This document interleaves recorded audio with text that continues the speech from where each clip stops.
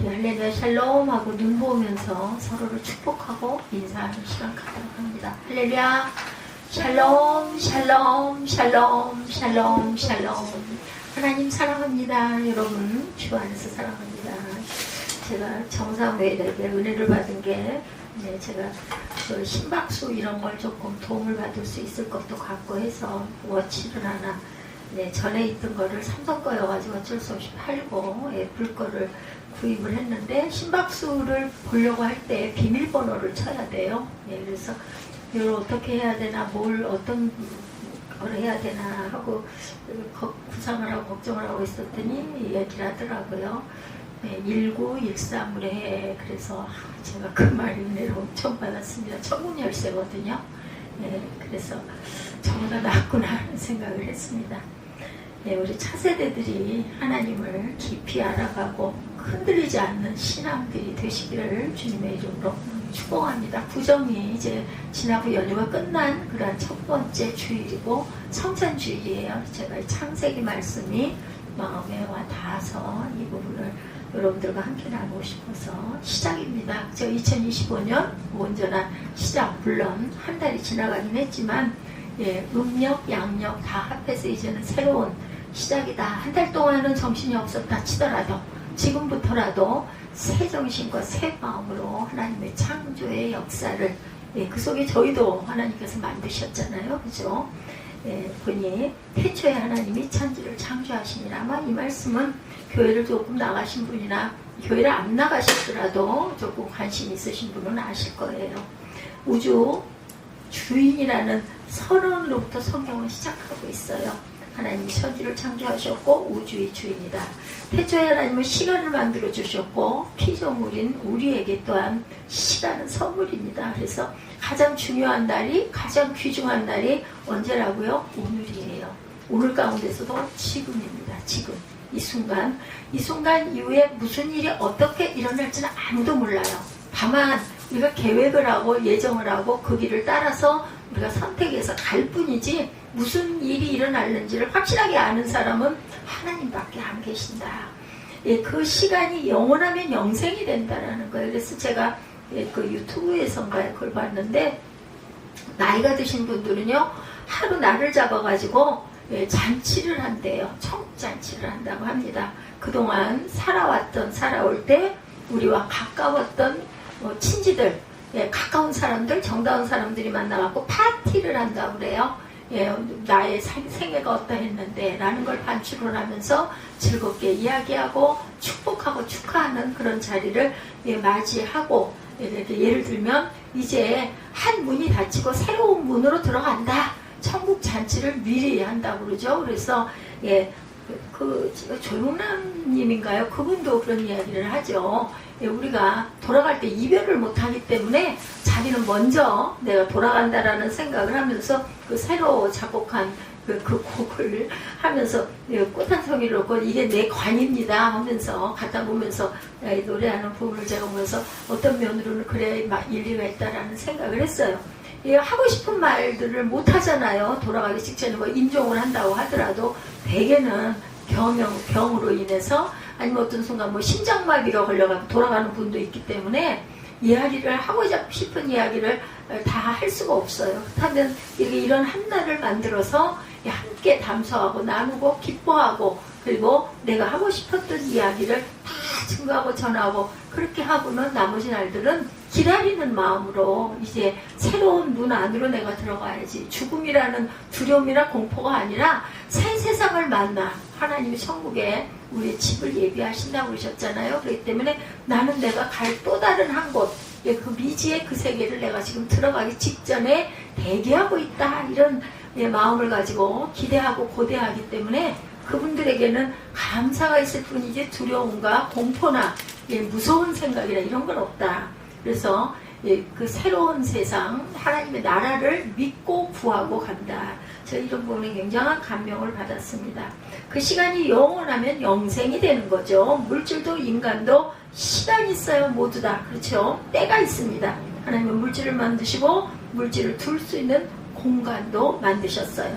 1천억 개의 별이 마음대로 운행할 수 있는 공간을 만들어 주셨죠. 우주죠. 이것이 창세기 1장 1절의 말씀이에요. 2절에서는 거대한 우주 공간에서 우리를 하나의 별로 인도해 주셨다. 그래서 2절에 보면 땅이 혼돈하고 공허하며 흑암이 깊음 위에 있고 하나님이 영원 수면 위에 운행하셔서 우리 모든 세상을 만들어 하셨다라는 부분이 쭉 펼쳐져 있습니다. 그래서 그것이 바로 지구인데 2절에 거대한 우주 공간, 우리를 하나의 별로 인도해 주신 그 공간이 지구다. 이 우주 공간에 1000억 개가 넘는 별들이 있지만 오직 지구에만 생명을 주셨어요. 우리 생명체들 우리들 아닙니까? 지구가 달이나 토성과 목성처럼 생명이었고 그 하나의 물질로 있었을 때 어때요? 어떤 상태? 땅이 혼돈하고 공허하고 흑암이 있었다라고 표현하고 있던 것. 아직은 빛이 없기 때문에 흑암 중에 있고 아무것도 없기 때문에 공허하고 아직 정리가 되지 않았기 때문에 혼돈했어요. 다른 별들처럼 지구는 하나의 물질에 불과했던 것이다. 제가 오늘 아까 제 그 기도가 저였기 때문에 앞부분에 나와 있는 여러분들 가끔가다 세빛 말씀에 나와 있는 그 새생명 세빛교회 묵상 나와 있죠. 여기를 한 번씩 주보를 보실 때나 이때 보시기 바라요. 그래서 그 말씀을 제가 여기다가 기록을 했습니다. 세상의 본질, 사람의 근거는 허무와 혼돈, 무지와 사막 그리고 무질서, 결핍과 공허였다. 이것이 창세기가 말하고 있는 이 세상의 사람의 뿌리라는 거예요. 한마디로 말해서 아무것도 아니었는데 그 같은 허무와 공허에서 하나님이 창조하신 것. 그것이 그 창조의 핵심은 말씀이었다. 빛이 있으라 하시니 빛이 있었다. 이렇게 세상이 바꿔졌다라는 거죠. 혼돈과 어둠이 밝혀졌어요. 그러나 중요한 것은 빛이 생긴 것이 아니라 빛의 원인이 바로 무엇으로? 하나님의 말씀으로 만들어진 것이라는 것. 하나님의 혼돈과 무질서한 세상에 말씀으로 질서를 두셨다는 거예요. 그래서 세상은 하나님의 말씀으로 창조가 되었고 세상은 하나님의 말씀으로 창조가 돼서 혼돈과 공허와 흑암 위에 하나님의 신이 운행할 때 빛이 임했습니다. 그 뭐예요? 성령께서 우리에게 말씀을 주셨죠. 무엇으로 오셔서? 말씀으로 오셔서. 근데 그 말씀이 어떻게 변화가 돼서 빛이 있으라 하니까 빛이 되었다 하죠.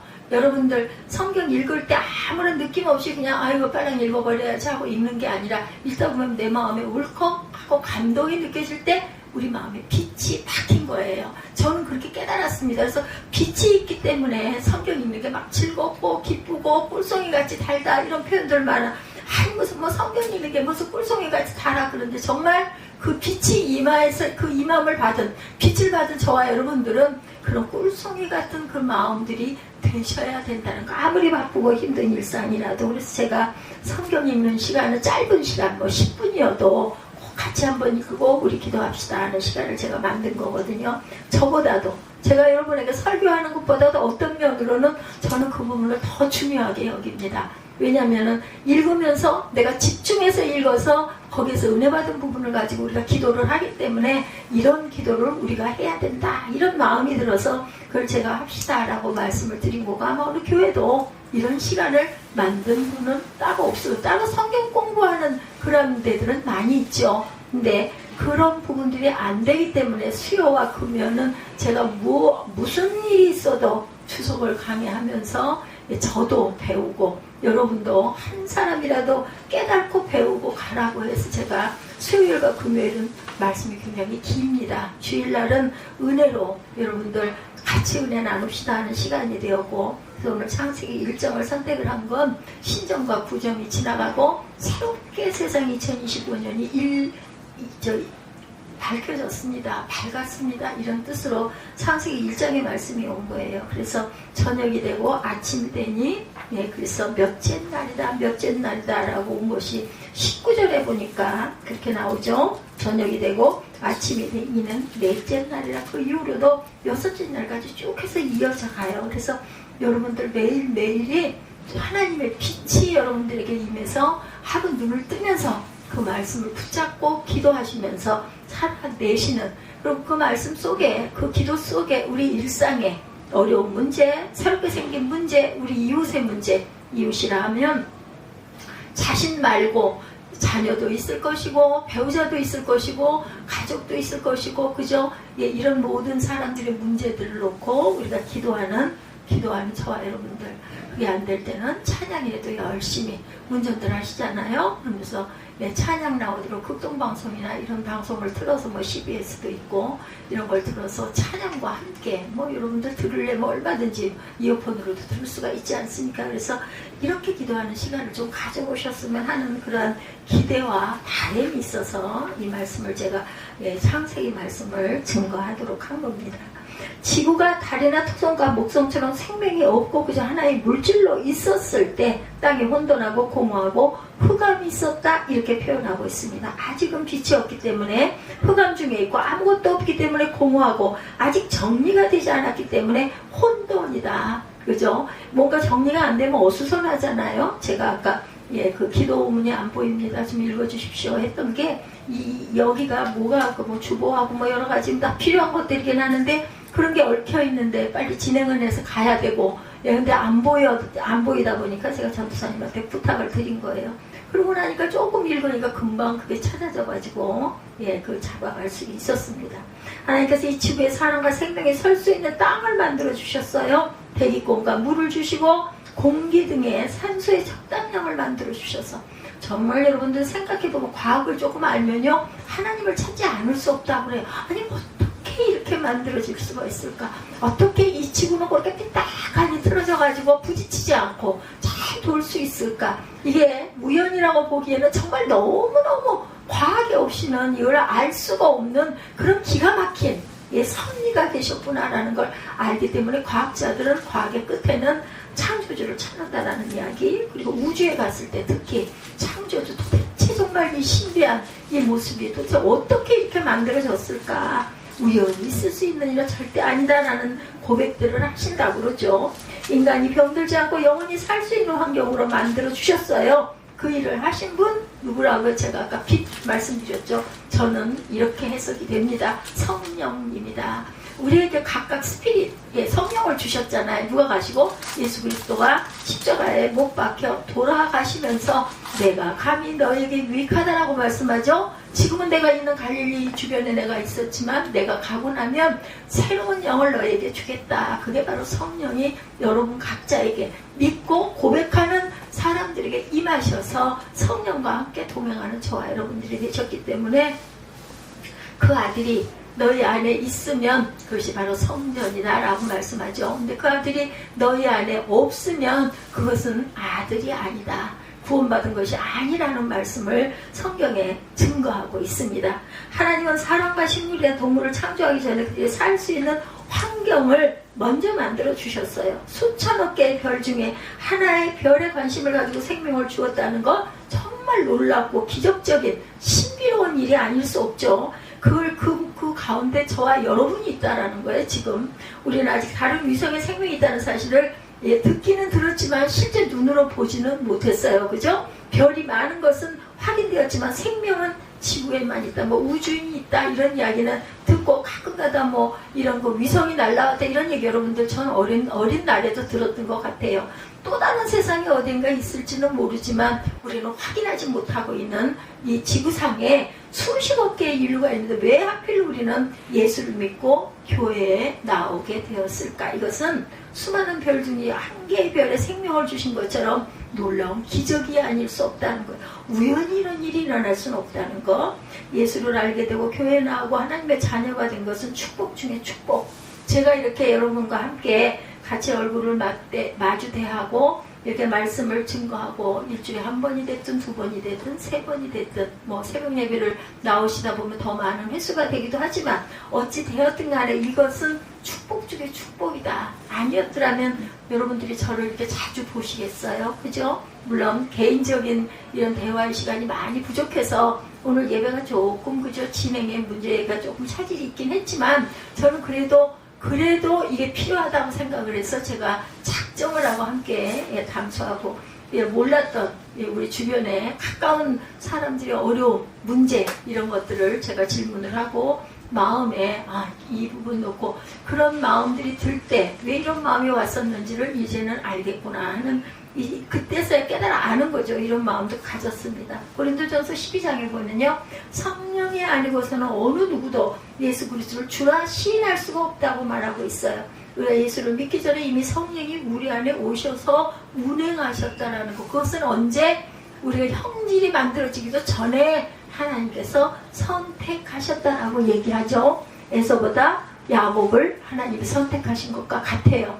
내가 잘나고 내가 똑똑하고 내가 지혜로워서 하나님이 선택한 게 아니라 하나님의 택정을 받았어요. 저와 여러분들은. 그런데 그것을 내가 선택하느냐 안 하느냐는 우리 개인의 자의의 선택의 문제를 주셨다라는 거. 선택하는 것은 나의 몫입니다. 근데 저와 여러분은 하나님을 선택한 거죠. 마치 하나님의 신이 흥왕과 혼돈과 공허 속에 있는 땅에 오셔서 말씀을 알을 품듯이 운행하시면서 인간이 살 수 있는 환경을 조성하신 것처럼 성령께서 여러분에게 찾아오셔서 예수 믿고 축복받는 자녀가 되도록 해주셨다. 제가 이렇게 설교를 하고 예배를 드리고 이렇게 하니 제가 이렇게 살아있는 거예요. 만약에 이렇지 못한 사람이었다면은 그냥 보통 그냥 이런 개인이었다면 아마 저는 이렇게 살아있지 못할 겁니다. 저는 그걸 많이 느낍니다. 그래서 목표가 있고 그리고 말씀 속에서 제가 힘을 얻고 은혜를 받고 또 빛을 받고 그렇게 해서 하루하루를 살아가고 있어요. 제가 저에 대한 부분은 다른 부분은 마음에 깨달음이 오거나 느낌이 오거나 감동이 오거나 이런 부분들이 있는데 제 부분은 늘 틀린다고 여러분들한테 말씀드리죠. 정말이에요. 거짓말이 아니고 나이가 들어가지고 그냥 뭐 맨날 아이고 내가 죽어야지 내가 죽을 날이 가까운데 이런 뜻이 아니라 정말 2020년경부터 올해일까 내년일까 올해를 내가 끝까지 갈 수 있을까 뭐 작년은 더더군다나 2023년 굉장히 멀어. 2000년이 됐을 때 내가 2025년 경이 돼서도 살아있을까 그런 생각을 한 적이 있어요. 너무 멀잖아요. 그랬는데 왜냐면 아들아이 적금을 제가 들어놓은 게 2016년 그 말인가 뭐 이렇거든요. 2026년 16년이 아니라 그러다 보니까 2000년대 그때가 아주 까마득하게 멀어요. 그래서 아이걸 넣어놓고 그때 그 넣을 때도 조건에 가장 눈에 확 띄었던 거 뭐냐면은 그 가입자가 돌아가도 부모 중에 누군가가 가입을 했는데 제가 가입을 했다가 중간에 제가 돌아가도 아이에게 계속해서 그 적금은 들어가고 1년에 한 번 100만 원씩의 그 장학금이 주어진다라는 그 부분이 너무너무 좋고 기대가 돼가지고 그걸 아주 6개월이라는 그 심사 기간을 거치면서도 6개월 이후부터 이게 시행이 돼도 좋겠습니까? 에다가 제가 사인을 하면서도 몸이 건강하지 않았기 때문에 그러면서 그걸 했는데 어느덧 그죠? 2026년이 내년으로 와 있어요. 뭐 화폐 가치도 엄청 떨어졌고 중간에 뺏은 것도 있고 그래서 많은 금액은 되지 않겠지만 와 내가 25년을 이렇게 왔구나 생각하면 정말 까마득한 시간을 하나님께서 기적적으로 1년 뭐 올해 작년도 마찬가지죠. 2024년을 제가 끝까지 갈 수 있을지 2023년은 더 말할 것도 없고요. 제가 2021년 9월 달에 수술을 했지 않습니까? 그러고 나서는 정말 나 정말 뭐 누구에게 설명할 수 없는 이런 그 부담감 또 아픔 그리고 불편함 고통 이런 것들을 제가 겪어가면서 그냥 입에 바른 소리가 아니라 내가 이달은 그냥 잘 갈 수 있을까? 올해는 잘 갈 수가 있을까? 근데 이제 2025년을 하나님께서 허락을 하셨어요. 이러다 보니 정말 하루하루 살아가는 걸 다 기적이다라는 생각을 합니다. 그리고 말씀 속에서 누가 듣거나 안 듣거나 때를 얻든지 못 얻든지 이런 말씀 있죠? 이것처럼 똑같이 듣거나 안 듣거나 저는 합니다. 근데 정말 신기한 건요. 구약을 듣는 분들이 꽤 계시더라고요. 그래서 지난번에 어떤 분이 우리 반죽이를 사러 왔다가 제가 이렇게 그 인터넷을 치시면 제가 나옵니다 하고는 쳤거든요. 아니 이 교회 성도가 12만 명이에요. 그래서 아니요 저희 우리 교회 그렇게 크지 않아요. 그랬더니 구독이 12만 명이라 그래서 알고 봤더니 북한방송 거기에 제가 우리 주일 예배가 계속 올라가거든요. 그러다 보니까 저를 꼭 본 게 아니라 많은 분들이 들어와 보다 보니까 이분이 그걸 보고 깜짝 저는 거길 들어가 본 적이 없어요. 그 사이트에를. 이제 우리 제 사이트에도 보니까는 우리 교회 새생명 새빛교회에도 보니까는 그런 부분에 그 구독을 하신 분들이 한 100여 명 가까이 특히 여러분들 싫어하시는 예레미야 이런 부분들을 많이 보고 계셔서 구약이 어렵기는 어려운가 보다. 왜냐면 구약은 제가 전부 다 그냥 주석 전체를 끌어다가 그걸 펼쳐가지고 증거하고 읽고 하다 보니까 길기도 하는데 어쨌든 아주 세밀하게 세세하게 제가 강의를 하고 있기 때문인 것 같더라고요.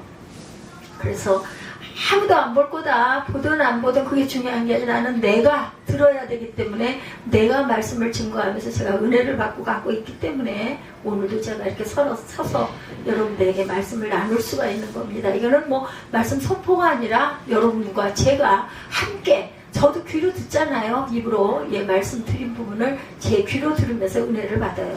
창조의 원리와 내가 구원받는 원리는 같습니다. 이래서 하나님은 성령을 미리 보내 준비하시고 역사를 일으키셨어요. 100년 전에 이 땅에 선교사가 왔지만 그년에 이미 중보기도가 당연히 있었겠죠. 우리 북한을 위해서 얼마나 북한 하나가 되게 통일되게 해달라고 얼마나 많은 분들이 기도하고 계십니까? 뭐 제 기도는 기도도 아니죠. 그렇지만 늘 마음을 품고 있습니다. 그래서 무당의 후손들인 우리가 예수를 믿게 되고 어둠의 자식으로 소망이 없던 우리에게 하나님이 찾아오셔서 엄청난 축복을 주신 거예요. 눈을 밝혀서 하나님의 말씀을 즐거워하고 왜 시편 1편을 그렇게 성령께서 저한테 자꾸 읽으라고 하셨나 제가 오늘 아들을 통해서 그 입술을 통해서 듣고 나머지 부분을 제가 묵상하고 읽었지만 거의 외우죠. 시편 1편 같은 경우는. 그래서 그 말씀 속에 제게 주시는 말씀이 있구나라는 것을 제가 아까 성찬 말미에 깨달았습니다. 그래서 그분의 이름을 선포하고 그분의 이름을 노래하고 선전하는 축복을 누리도록 하나님께서 우리에게 시간을 주신 거예요. 기회를 주신 거예요. 답을 주신 거예요. 성경은 정말 생명입니다. 왜냐하면 문제를 모두 다 답을 주셨기 때문이죠. 3절을 봅니다. 하나님이 가라사대 때 빛이 있으라 하시니 빛이 있었다. 하나님이 이르시되 하나님이 가라사대 여기는 이르시되 제 성경에는 빛이 있으라 하시니 빛이 있었고 빛이 하나님이 보시기에 좋았더라. 하나님이 빛과 어둠을 나누셨다라고 말씀하세요. 하나님이 빛을 낮이라 부르고 어둠을 밤이라 부르시니라. 저녁이 되고 아침이 되니 이는 첫째 날이라. 이렇게 해서 반복이 된 게 6째 날까지 가죠. 그래서 1절에는 천지창조선언, 2절은 성령이 오셔서 운행하셨다라고 말씀하고 계세요. 생명의 빛이신 예수시죠. 3절의 창조의 행위가 구체적으로 하나님이 가라사대 하나님이 말씀하시되 빛에 대해 잘 설명하고 있는 신약의 성경 구절이 하나가 있는 요한복음 1장 1절이죠. 한번 보죠. 요한복음 1장 1절부터 5절 여러분들 아마 외우시는 분들도 계실 겁니다. 태초에 말씀이 계시니라. 아마 이 부분 다 아마 익숙하실 거예요. 이 말씀이 하나님과 함께 계셨으니 이 말씀은 곧 뭐라? 하나님이시라. 말씀이 하나님이신 거예요. 그렇죠? 그가 태초에 하나님과 함께 계셨고 만물이 그로 말미암아 지은 바 되었으니 지은 것이 하나도 그가 없이는 된 것이 없느니라. 그 안에 생명이 있었으니 그 생명은 사람들의 빛이라. 빛이 어둠의 빛이요 어두움이 깨달지 못하더라. 어둠을 비추는데 어둠은 절대로 깨닫지를 못하더라.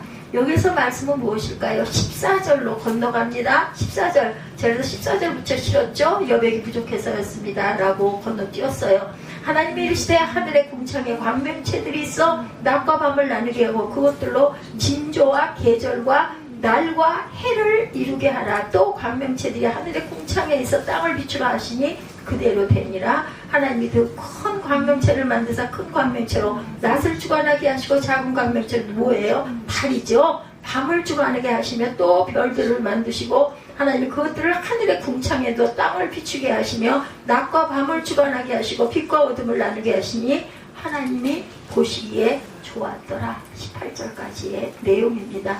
그래서 오늘 말씀이 바로 이 말씀을 증거해요. 여러분들 모두가 빛의 자녀로 만들어 주셨고 우리 교회가 그저 에베소서 5장 9절 말씀이죠. 빛의 자녀라고 말씀합니다. 이 말씀 바로 예수 그리스도이시기도 하고 이꼬로 눈은 뭐예요? 바로 성경입니다. 말씀이에요. 하나님의 말씀이 육신이 되어 우리 가운데 거했는데 그 안에는 하나님의 영광이 있었다라고 말씀합니다. 영광은 하나님의 빛이에요. 하나님의 빛으로 밖에는 달리 설명할 방법이 없다. 물질이 아니라 영이시기 때문에 스피릿이시기 때문에 푸뉴마라고도 하죠. 하나님이 임재하면 하나님의 영광이 임합니다. 그 하나님의 영광의 광채가 바로 그리스도에게서 임하였다. 누구든지 그리스도를 영접하면 하나님의 영광을 경험하게 된다. 여러분들은 모두 다 성령을 받으셨어요. 그렇죠? 느끼기도 하셨습니다. 그리스도를 영접한 사람에게는 은혜가 충만하신 그리스도의 모습이 동일하게 임하게 될 것이다.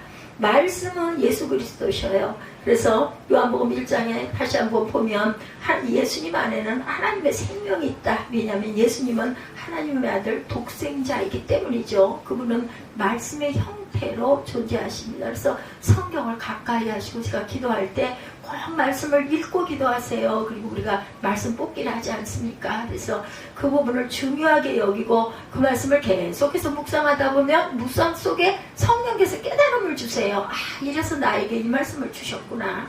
우리 에스더 전도사 같은 경우는 찬양을 더 많이 하라고, 그죠? 그 말씀을 제게 해주셨죠. 제가 먼저 뽑았었으니까. 예, 그 사람에 대해서 제가 기도하고 제가 뽑았습니다. 그래서 생명의 빛이신 예수 그리스도께서 세상에 오셨지만, 그런데 사람들이 알아보지 못하고 오히려 어떻게 했어요? 십자가에 못 박아서 돌아가게 하죠. 그를 거부하고 결국은 십자가에 못 박습니다. 이런 묵상을 통해서 창세기 1장 3절에 그 말씀이 새롭게 보이기 시작합니다. 하나님이 말씀하시기를, 하나님이 가라사대 말씀하신 하나님은 바로 예수 그리스도였다. 누구든지 예수를 만나면 말씀을 알게 되고 그 가운데 거하게 된다라는 거죠. 그래서 말씀을 묵상하는 게 중요한데 저는 조금 다릅니다. 말씀을 많이 읽는 거 굉장히 중요하고 몇 독하는 거 중요하지만 몇 독에다가 의미를 둬서는 안 됩니다. 그렇게 되면 그 읽는 거, 아 오늘 내가 요거 몇 장을 읽어버렸어. 그렇게 가다 보면 은혜가 임하지 않으니 정말 조금이라도 마음에 왔을 때 조금이라도 보면서 그 말씀 속에서 성령의 은혜를 빛을 받으시기를 주님의 이름으로 축복합니다. 이것이 모두 함축되어 포함된 말이 바로 창세기 1장 3절에 하나님이 가라사대 성부 하나님, 성령 하나님, 성령 하나님을 통해서 이 우주가 창조하기 시작이 되었다. 말씀하신 하나님이 두 번째 3절에서 배우게 되는 사실은 하나님은 침묵하시는 분이 아니라 어떤 분? 말씀하시는 분. 그렇기 때문에 우리는 그 말씀을 열심히 묵상하고 입술로 고백해야 된다. 하나님은 우리의 입과 동일한 형태를 지니지 않았을 수 있겠죠. 그러나 우리가 말하는 입을 가지고 있다는 것은 하나님도 말씀하시는 분이라는 것을 알게 된다는 것. 만일 하나님이 말씀하시는 개념이 없다면 아마 입을 만들지 않지 않았을까. 우리의 귀를 만드신 것을 보면 하나님은 들으시는 하나님이시기도 하다는 거. 우리의 눈을 만드시는 것을 보면 하나님은 보기도 하시는 분이라는 거. 저는 그 전에 제가 은혜 받을 때 제가 그 이야기하면 여러분들에게 아마 한 적도 있을 거예요. 제 가슴 어딘가에 이만한 눈이 보였다. 이렇게 보고 계시는 그것을 제가 보고 어떻게 보면 좀 두렵기도 해요. 좀 무서운 느낌도 들고 있는데 나를 이렇게 보고 계시는구나 이런 생각을 했습니다. 이것도 성령께서 깨닫게 해주시고 알게 해주시고, 저는 누가 나를 끌고 간 사람이 아무도 없어요. 하나님 외에는. 대개는 그렇잖아요. 위에 누군가가 계셔서 이렇게 가라라고 지도를 해주시는데 저는 아니었어요. 그 바람에 하나님과 독대를 많이 할 수 있었고, 그 바람에 하나님이 말씀하신 것은 그냥 듣자마자 늘 말씀이 되거나 안 되거나 그냥 이렇게 해라 아멘, 이렇게 해라 아멘, 교회 이렇게 세워라 아멘 하고 온 게 오늘이에요. 예, 제 옆에 계신 분들이 아마 이건 다른 건 모르지만 그랬다라는 거 아마 인정하실 거예요. 말씀도 찬양도 뭐 지금은 뭐 될 것도 아니죠. 엄청난 찬양을 많이 주셔서 그걸 쓰기에 팔이 안 따라갈 정도로 찬양의 가사를 주시고 그걸 찾아가지고 반주기를 놓고 계속해서 듣고, 그래서 저는 참 찬양의 은혜를 굉장히 많이 받았고, 하늘에서는 두루마리가 땅 끝까지 하늘 끝을 볼 수가 없을 정도의 그 깊은 곳에서 내려왔는데 두루마리가 내려온 걸 보니까 백지여서 제가 열심히 말씀을 써서 프린트를 하고 있다라고 저는 그렇게 이해를 하고 있습니다. 그리고 그걸 여러분에게 아니면 또 제가 혼자 잘 예배할 때도 있잖아요. 그러면서 그 말씀을 묵상하고 갑니다. 하나님은 육신은 아니시지만 들으시는 분, 말씀을 보시는 분이다. 여러분의 형편을 보고 여러분의 기도를 듣고 어렵고 힘들 때 격려도 해주시고 축복해 주시는 분이 바로 하나님이시다. 가슴을 만드시는 하나님은 따뜻한 가슴을 가진 사람의 하나님이시라는 것. 제가 다른 건 없어도 굉장히 사랑, 누군가를 이렇게 뭐 곡해하거나 오해하거나 의도를 갖고 누구에게 가거나 이걸 잘 못하는 사람이에요. 그런 걸 잘했다면 아마 목회를 넓게 잘했을 수도 있는데 그걸 잘 못해요. 근데 중심을 하나님이 보시고, 하나님은 유명하거나 훌륭하거나 큰 걸 바라시는 분이 아니시고 하나님 보시기에 온전한 마음을 가지면 된다라는 걸 저는 여러분에게 증거하고 싶습니다. 철학이나 신이 아니고 그분은 나를 사랑하셔서 보고 듣고 계시는 분이라는 거, 만지고 계시는 분이라는 거. 하나님 말씀으로 천지를 창조하셨어요. 우리가 알게 되는 새로운 사실, 말씀은 창조의 능력을 가지고 있다라는 거예요. 말씀을 자꾸 묵상하고 입술로 고백하고 하다 보면요, 깨달음이 오고 그것이 창조의 능력을 우리에게 주신다라는 거. 바로 그분이 그리스도이시고 그 말씀의 능력이 어디에? 성경 66권에 있다라는 거죠. 이 말씀 앞에 서 있는 자마다 하나님의 놀라운 창조의 능력과 지혜와 영감을 얻게 된다. 말씀의 거룩함을 깨닫게 될 것이다. 하나님이 가라사대라고 하는 말은 우리가 쓰는 단순한 의사전달이나 대화의 수단이 아닌 로고스, 예수 그리스도를 말하는 것이죠.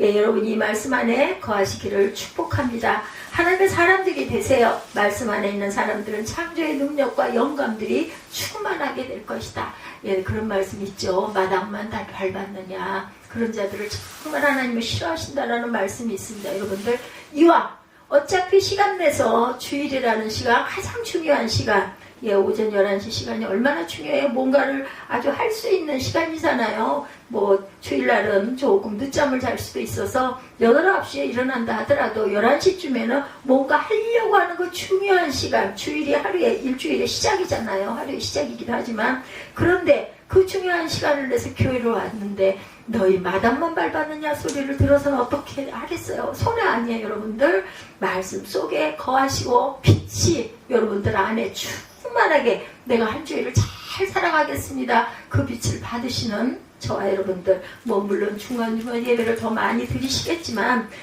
충만하기를 축원합니다. 그래서 창세기 1장 3절에 있는 빛에 대해서 우리는 자연과학적인 빛에 대해서만 절대 생각해서는 안 된다. 흔히 말하는 빛은 태양이다라고 생각하죠. 태양이 없다면 빛이 없다라고 생각을 합니다. 일반적으로 보면 그냥 그 객관적으로 발전소를 통해 빛을 만들어 쓰고 있는 전기에 대해서 또 생각하기도 합니다.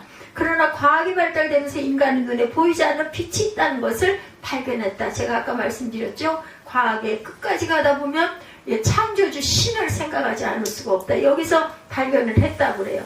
뭐 적외선과 자외선 이런 것들 뿐만 아니라 우리가 보지 못하는 빛의 종류들이 엄청나게 많다는 거죠. 이 모든 것들은 창세기 1장 3절에서 말하고 있는 빛이 아니에요. 하늘의 달과 별과 발광체들은 첫째 날이 아니라 넷째 날에 만드셨다. 그래서 넷째 날에서 제가 끝을 냈죠. 14절에서 19절입니다. 하나님이 가라사대 하늘에 궁창에 광명이 있어 주야를 나누게 하라. 또 그 광명으로 하여 참 징조와 징조와 사시와 일자와 연한이 이루라. 또 그 광명이 하늘의 궁창에 있어 땅에 비치게 하라 하시고 그대로 되니라. 저녁이 되고 아침이 되니 넷째 날이라. 하나님이 두 큰 광명체를 만드사 그 광명으로 낮을 주관하게 하시고 작은 광명으로 밤을 주관하게 하시며 별들을 만드시고 그것들을 하늘의 궁창에 두어 땅에 비추게 하셨다. 주야를 주관하게 하시고 빛과 어둠을 나누게 하시니라. 하나님이 보시기에 좋았더라. 저녁이 되고 아침이 되니 이는 넷째 날이라. 하나님의 어마어마한 우주 공간에 전등불 하나 달아놓은 것이 태양이라는 것이에요. 지구에는 생명을 주시고 그 태양을 전기불처럼 사용하십니다. 태양에 빛이 있죠. 빛이 있다는 것은 그림자가 있다는 뜻이죠. 그래서 태양이 비칠 때 어떤 물질로 차단하면 차단된 곳에는 그림자가 생기게 돼요. 태양이 나를 비치면 내 뒤에는 그림자가 생긴다. 예, 이것이 동양에서 말하는 음양오행설이다. 뭐 이런 얘기하지 않습니까? 이게 연결이 됩니다. 음양 이론으로 우주를 설명할 수가 있어요. 그러나 하나님은 설명할 수가 없다. 제가 아까 누누이 계속 반복해서 그 표현력이 부족하고 제가 신학이 부족해서인데요. 예, 하나님만 아세요. 예, 내일 다음 이 순간에 뭐가 있을지 어떤 일이 일어날지 여러분들 한 20년 전에 오늘과 같은 생각 하셨어요? 안 하셨잖아요. 근데 이렇게 인도가 되어 왔고 다만 제가 조금 다른 거는 조금 느끼는 부분이 조금 있을 거야. 아, 이런 일이 일어나려고 지금 이런 일들이 일어나고 있구나. 이게 맥이. 왜냐면 제가 그 맥을 따라서 왔기 때문에 제가 아까 그런 이러저러한 이야기를 들으면서 하나님이 이렇게 만드시려고 보시기에 좋았더라를 만드시려고 올해 초에 저에게 하나님이 주신 말씀은 하나님이 보시기에 좋았더라였습니다. 이렇게 창세기 말씀을 저에게 주신 거죠. 그래서 이런 일들이 주변에 이런 일들이 지금 일어나고 있구나라고 제가 생각을 했어요. 그분은 음이나 양이 아니고 빛과 그림자가 아니기 때문에 태양에는 음양의 이론이 있죠. 그러나 하나님은 빛이시기 때문에 회전하는 그림자가 없으세요. 빛 자체이시기 때문에 하나님의 빛을 막을 자가 없다. 태양은 굴 속에 들어가면 나올 수가 있어요. 그죠? 어두운데 깜깜한 데 들어가면 태양을 안 볼 수 있습니다. 우리가. 그러나 하나님은 굴 속에서도 바닷속에서도 우주 끝에도 그분의 빛을 막을 자는 아무도 없다. 그분이 하나님이시고 그것이 하나님이 말씀하시는 빛이세요. 참으로 오묘한 창조의 원리죠. 따라 태양의 빛과 창세기 3절에 나온 빛은 다르다. 예, 그래서 빛의 근원은 예수 그리스도이시다. 우리가 말하는 그냥 태양의 빛 그것과 예, 하나님께서 말씀하시는 빛은 다르다는 거죠. 예수 그리스도 자체이시다. 그 근원이 그분 하나님께서 세상에 보내 어둠에 살고 있는 우리를 구원하시도록 하시죠. 놀라운 사건이 아닐 수 없죠. 태양을 중심으로 지구가 돌고 지구를 중심으로 달이 돌기 때문에 낮과 밤이 생겼어요. 태양이 비치지 않는 곳을 밤이라고 말하고 태양이 비치는 곳을 낮이라고 부릅니다. 여기서부터 징조가 생긴 거죠. 아침에 해가 뜨고 해가 지고 사계절이 존재하죠. 여러분들 다른 건 하나 잘 몰라이지만 여러분들 계절 바뀌는 건 누구나 다 이해하실 거예요. 이제 입추가 곧 있을 거라고 그러죠. 입추가 지나가고 나면 사순절이 3월달에 있습니다. 우리는 그렇게 계속해서 기도하고 가죠. 그래서 절기를 굉장히 중요하게 여겨요. 그래서 절기 달력을 하나 꼭 봐야 되겠구나 해가지고 전에 뭐 사거나 할 수는 없고 요즘에는 인터넷 같은 데도 많이 나오기 때문에 절기 중요한 것들을 제가 기록을 했습니다. 왜냐하면 우리가 지금 가고 있는 달력, 태양력하고 절기의 달력은 좀 다르니까 그래서 그 절기를 나누는 부분들을 분명히 따라가야겠다. 자전과 공전이 있기 때문에 24시간과 연수가 생기죠. 하나님 우리 인류를 위해서 이렇게 아름다운 세계를 만들어 주셨는데 그 후에 인간을 만들어 온 우주 만물을 다스리고 살 수 있도록 창조의 중심으로 세워놓으셨어요. 창조의 하나님은 그래서 어떤 하나님? 질서의 하나님이다. 첫째 날 빛을 만드시고 넷째 날은 빛을 낼 수 있는 것을 만드셨다. 둘째 날 하늘과 바다를 만드시고 다섯째 날에는 하늘에 있는 모든 것과 바다에 있어야 할 모든 것들을 만드셨고 셋째 날 땅을 만드시고 여섯째 날에는 땅에서 살 수 있는 모든 동물과 식물을 만드셨다. 빛과 하늘과 땅을 만드시고 그 후에 그것을 채우는 거예요. 뭘로? 참으로 오묘한 그 여러 가지 섭리로 취하십니다. 그리고 나서 결국은 안식을 하셨다. 이것이 우주의 원리예요. 그래서 우리가 낮과 밤이 있고 밤에는 잠을 자고 휴식을 하고 또 하루 새 하루를 맞죠. 하나님은 사람이 일하고 쉬도록 이렇게 만드셨다. 6일 동안에 세상에서 일하고 제7일에는 하나님을 기억하는 날이 바로 주일이죠. 그래서 믿는 자들은 주일이 일주일의 시작입니다. 주일, 월, 화, 수, 목, 금, 토 이렇게 가는 거죠.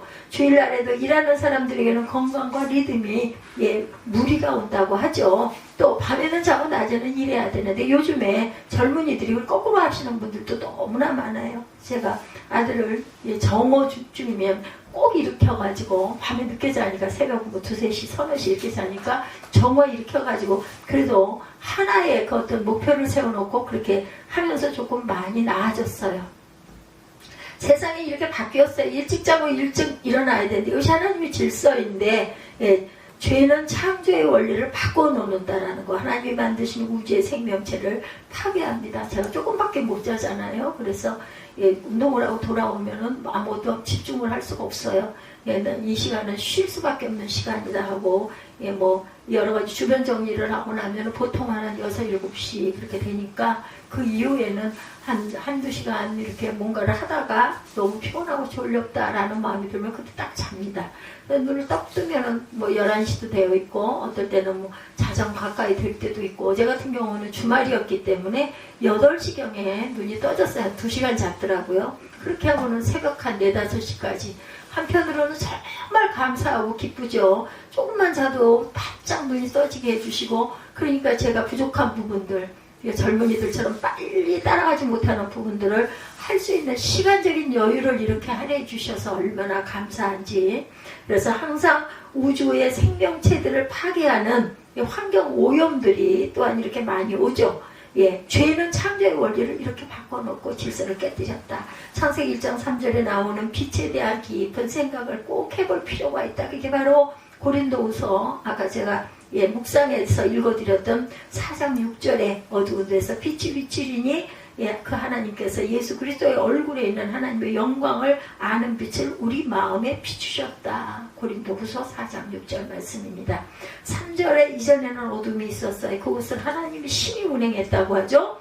어둠의 빛을 비추라 하시던 하나님의 빛의 영광을 그 아들 예수 그리스도의 얼굴에 두시고 하나님의 영광을 아는 빛을, 그리스도를 믿는 우리에게 주셨다. 영이신 하나님이 우리에게 깨닫게 해주셨다라는 거죠.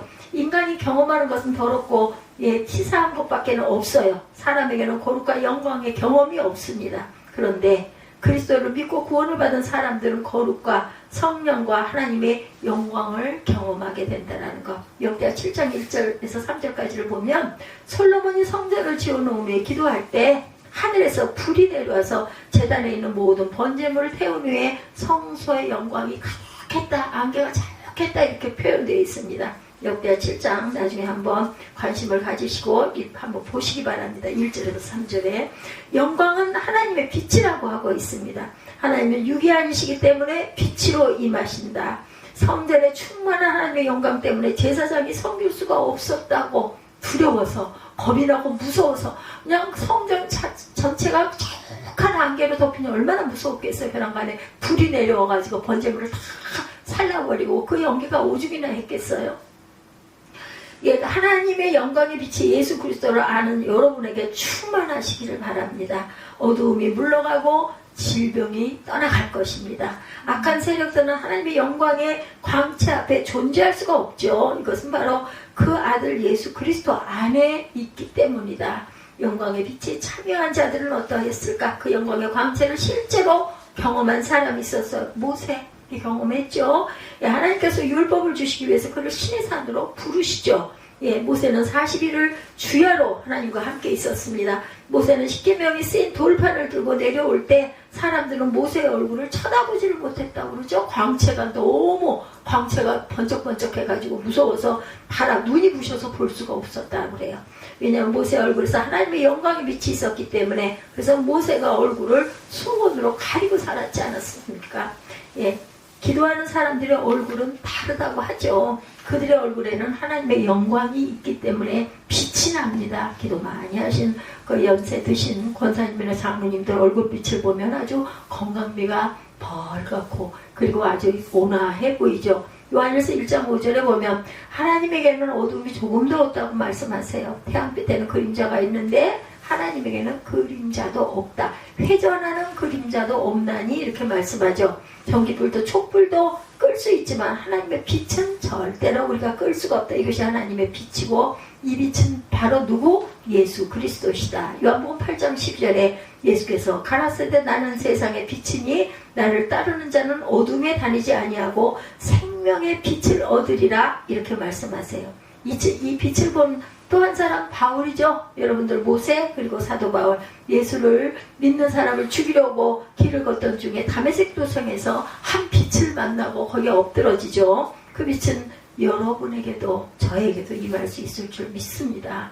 주님은 여러분에게 빛으로 오셨어요. 이미 그 빛이 여러분들에게 쪼이고 있다는 건 내 안에 계신 예수로 주님께서 영으로 머물러 계시죠. 어둠의 세력을 몰아내 어두운 생활을 청산하는 습관들을 끊게 해주시고 빛으로 오셔서 역사하고 계시다. 마태복음 17장에 예수께서 베드로와 요한을 데리고 높은 산에 올라가서 제자들 앞에서 갑자기 변형이 되시는 사건이 있죠. 모세와 일리야가 예수님과 대화하고 계세요. 그때 예수님에 대한 모습을 예수님의 얼굴이 해같이 빛나고 그 옷은 빛과 같이 되었다 이렇게 표현되어 있습니다. 이런 예수님의 빛의 모습은 계시록 1장 12절부터 16절에도 나타납니다. 예, 몸을 돌이켜 나더러 말하는 음성을 알아보려고 하여 돌이킬 때 7 금 촛대를 구하는데 촛대 사이에 인자 같은 이가 발에 끌리는 옷을 입고 가슴에 금띠를 띠고 그 머리와 털의 희기가 흰 양털 같고 눈 같으며 그의 눈은 불꽃 같고 그의 발은 풀매에 달려난 빛난 주석 같고 그의 음성은 많은 물소리 같으며 그 오른손에 7별이 있고 입에는 좌우에 날쌘 검이 나오고 그 얼굴은 해가 힘있게 비추는 것 같더라. 빛으로 드러납니다. 계시록 1장 12절에서 16절입니다. 십자가에서 고난을 받으시고 3일 만에 부활하신 그리스도는 하나님의 보좌 우편에서 이런 모습으로 우리를 위해서 기도하고 계세요. 지금도. 그리고 그분은 모자란 이 세상을 심판하기 위해서 세상에 다시 오실 것입니다. 그분이 바로 그리스도이시며 빛이시다. 저는 하나님 보시기에 좋았더라고 하는 말씀 정말 좋아합니다. 은혜를 받았기 때문에 더더군다나 결혼한 남녀가 임신을 해서 해산의 고통을 거치고 아이를 품에 안았을 때 좋았더라 이렇게 말할 거죠. 그래서 제가 박사학위 받은 분에게 기도해 드리면서 그렇게 기도해 드렸어요. 좋았더라. 그런 모습이 되십시오 하고 축복했습니다. 하나님이 여러분을 보실 때 바로 이런 마음을 가지실 거예요. 근데 자살을 생각하고 절망하고 좌절할 수가 있겠는가? 그렇죠? 절망이나 좌절하는 것은 창조에 역행하는 길이죠. 하나님은 여러분을 보고 좋다고 말하는데 여러분이 난 죽을 거야 라고 말한다면 하나님의 마음이 어떠하실까? 그 시시하고 보잘것없던 일로 위대한 창조의 하나님의 능력과 신비를 거부할 수가 없죠. 자살하려고 했던 마음을 가졌던 사람들은 모두 다 회개해야 되겠죠. 고민을 크게 보이게 하는 것은 사단의 역사라는 거. 예, 저와 여러분이 고민하는 거 십자가에서 보면 아무것도 아니에요. 십자가를 잊었기 때문에 분하고 억울하고 죽을 것 같은 절망감을 느끼게 됩니다. 여러분들 아시죠? 우리가 돌아가도 우리의 생명은 영원히 살아요. 영생입니다. 그러면 어떨까요? 세상에서 어려운 일, 힘든 일, 고통스러운 일도 아멘. 감사합니다. 왜? 우리는 돌아갈 곳이 있고 그 본향은 정말 아름다운 천국이기 때문에 이 모든 것들이 다 없어지고 청산이 되는 거죠. 제가 이런 아픔과 고통 속에서도 하나님 감사합니다를 할 수밖에 없는 것은 아름다운 세상을 주셨기 때문에 만약에 그렇지 않다면 지금 굉장히 괴롭고 공고하고 힘들 거예요. 하나님의 형상대로 지음받은 존재가 바로 인간이다. 인간보다 더 영광스러운 존재는 없다라는 거 하나님이 여러분을 기뻐하시기 때문에 그것을 잊지 않고 오늘도 또한 2월 첫 날 성찬을 맞으시고 이제 신정과 부정을 다 지나고 이제 새로운 역사를 쓰는 2025년에 뭐 정부도 3월 4월 이렇게 해서 새 정부가 들어오고 여러 가지 회의가 있고 하죠. 이런 것처럼 저와 여러분도 새롭게 도약하는 지나간 한 달은 조금 어수선하고 어려웠다 할지라도 새롭게 시작하는 저와 여러분들이 되시기를 빛이 있는 그런 생명들이 되시기를 주님의 이름으로 축복합니다.